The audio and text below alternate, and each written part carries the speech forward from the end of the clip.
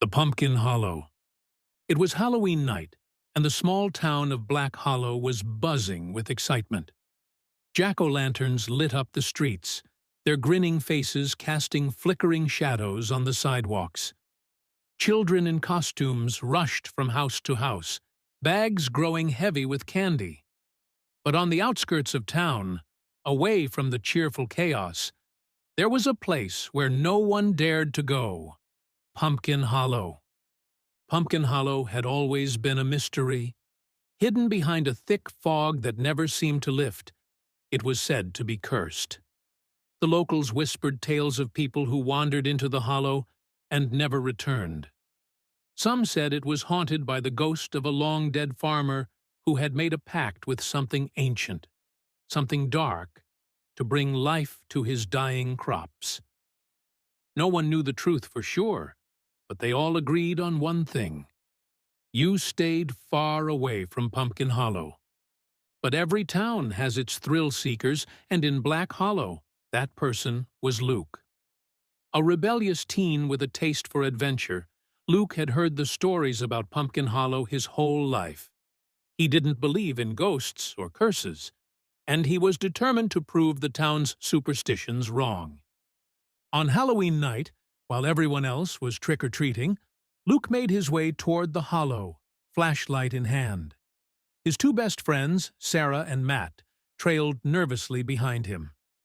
"I don't know, Luke," Sarah whispered, her voice shaky. "Maybe we should turn back. The stories are just that," Luke interrupted. "Stories.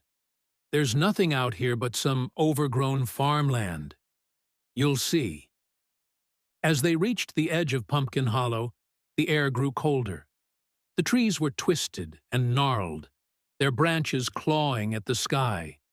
The fog that surrounded the hollow was thick and suffocating, curling around them like icy fingers.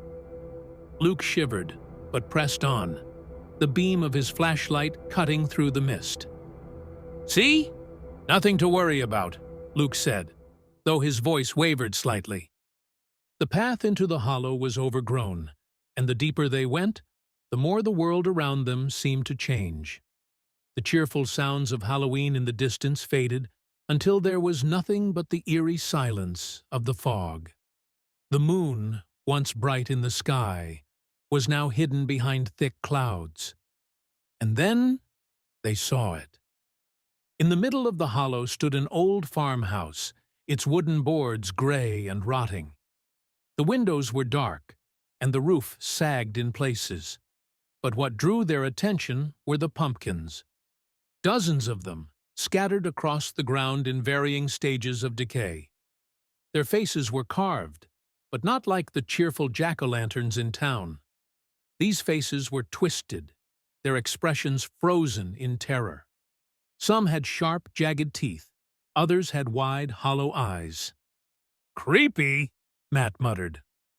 Luke stepped forward, his curiosity piqued. "Someone's just trying to scare people away. That's all." As he approached one of the pumpkins, the fog seemed to thicken. The air around them grew colder, and an unsettling feeling settled in the pit of Sarah's stomach. "I really think we should go," Sarah whispered, her eyes darting around the hollow. But Luke ignored her, reaching down to pick up one of the pumpkins. As his hands touched the rough surface, something strange happened. The fog shifted, almost as if it was alive, swirling around them faster and faster. The pumpkins began to glow, their faces flickering with an eerie light. The ground trembled beneath their feet, and a low, rumbling sound filled the air. "Luke, drop it!" Sarah screamed. But it was too late. The pumpkin in Luke's hands began to pulse, its surface rippling as though something was moving inside it. Luke tried to throw it down, but his hands were stuck to the pumpkin, as if something was holding him in place. "What the hell?" Matt started, but his voice was drowned out by a deafening roar. The pumpkins all around them were coming to life.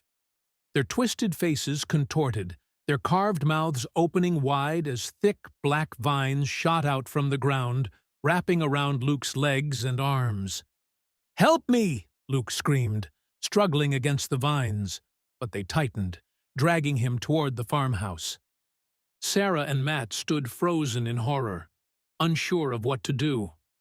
The ground beneath them split open, revealing dark, gaping holes from which more vines emerged, writhing and reaching for them. "We have to go!" Sarah yelled, grabbing Matt's arm and pulling him back toward the path. But Luke was already being pulled into the darkness, his screams echoing through the hollow as the pumpkins glowed brighter and brighter. "We can't just leave him!" Matt shouted, trying to pull free from Sarah's grasp.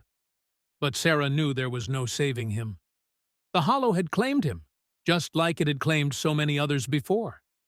She dragged Matt back through the fog, the sound of Luke's screams fading into the distance. When they finally burst out of the hollow and onto the main road, the fog disappeared, and the air grew warm again. The sounds of Halloween returned, as if nothing had happened. But Sarah and Matt knew the truth. They had seen what lurked in Pumpkin Hollow. They had heard its call. And as they looked back toward the fog-covered hollow, they knew that Luke was gone. Forever. The end.